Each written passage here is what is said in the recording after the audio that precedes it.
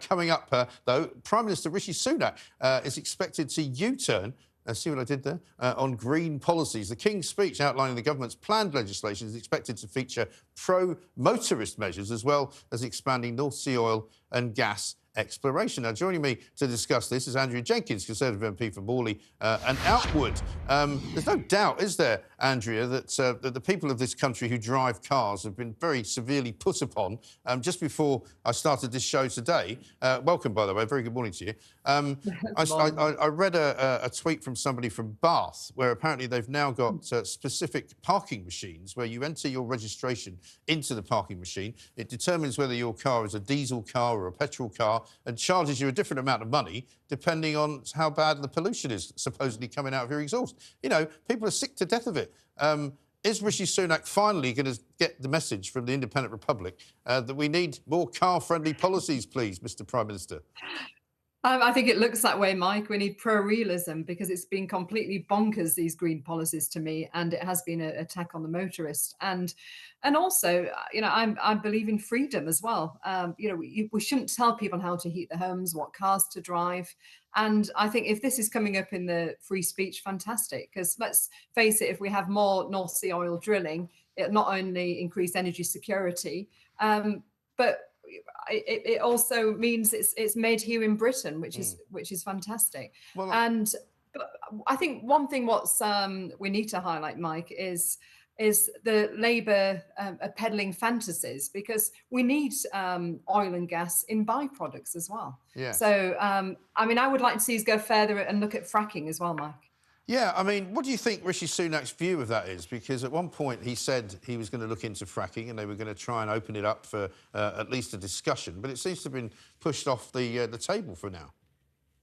I mean, look what happened to Liz Truss when she was pushing the idea. Unfortunately, you know, you get too many members of Parliament who are not open to this. And I think if it's cheaper solutions for the consumer, and I know my constituents are struggling at the moment, so why not look into this? Yeah. But I mean, also what I'm hearing on the King's speech as well, Mike, I don't know if you read that this morning, about prison places abroad. I'm pro that, and actually only last week I submitted a written question on this. And to me as well, if we're short of prison spaces, we can put illegal immigrants on barges. Why can't we put prisoners on barges as well? So I'm looking forward to this, hopefully, strong King's speech. Yes. I mean, is this a sort of do or die one then for Rishi Sunak, as far as you're concerned? I mean, we've got William Clouston here from the Social Democrat Party. We are probably similar in our view that he's probably got until about next October.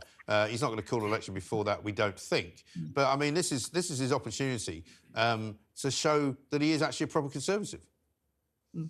I mean, look, the polling's dire, and look at those by-elections last week. I mean, I literally, I WhatsApped Rishi saying my views on how we need to be more Conservative, and the by-election should be a realistic wake-up call for him and our party. We do need to be more Conservative. We need to take control of immigration.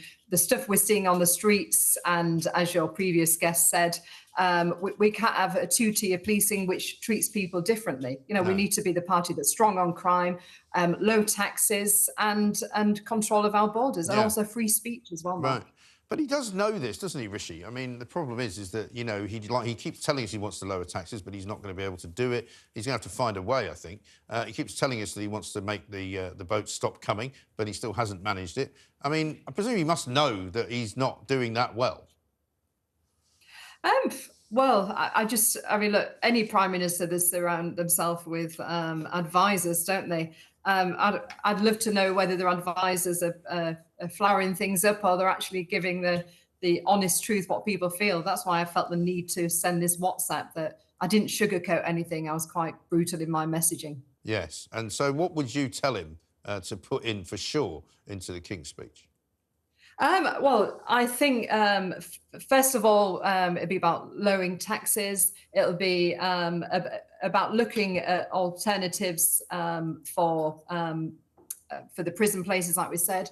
It'd be coming out of the European ECHR. Yeah. So we can actually control our borders. This is what, if I was him, this would be what I'd be telling him to do. And also the RSHE, the sex education in schools. You know, never mind putting a letter out to saying that parents are allowed to see the material being taught. I think we ought to pull these modules. It's inappropriate for young primary school children. Yeah, and I think most parents would agree with that. What about Keir Starmer? What would you tell him to do? Because he's got himself in a right old muddle after those by-elections. He should have been living high on the hog, instead of which he's got himself really bogged down with his own party on his views on the Middle East. I mean, I think, look, we know the Labour Party is stuck with a hard left membership. Many of their members are instinctively opposed to the West. You know, they don't like NATO, they don't like free speech, they don't like free enterprise. They hate our history of our fantastic country. So I think it highlights, actually, there's still a problem with anti-Semitism in the Labour Party. And as your previous guest said, you know, he's between a rock and a hard place politically, because he knows which groups of people are voting for him. And he's got to just actually come clean of what his own views are.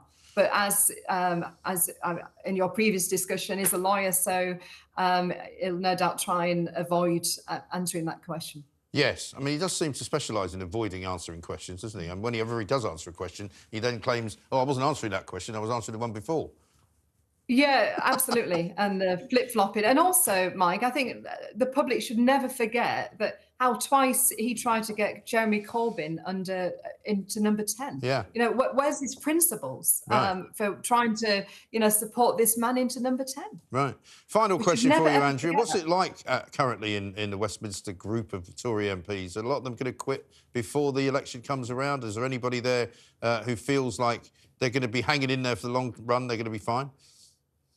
Well, I mean, first of all, the WhatsApp group of Conservative MPs, I came out of that when what happened to Boris, so I'm not party to that anymore. I came out in protest.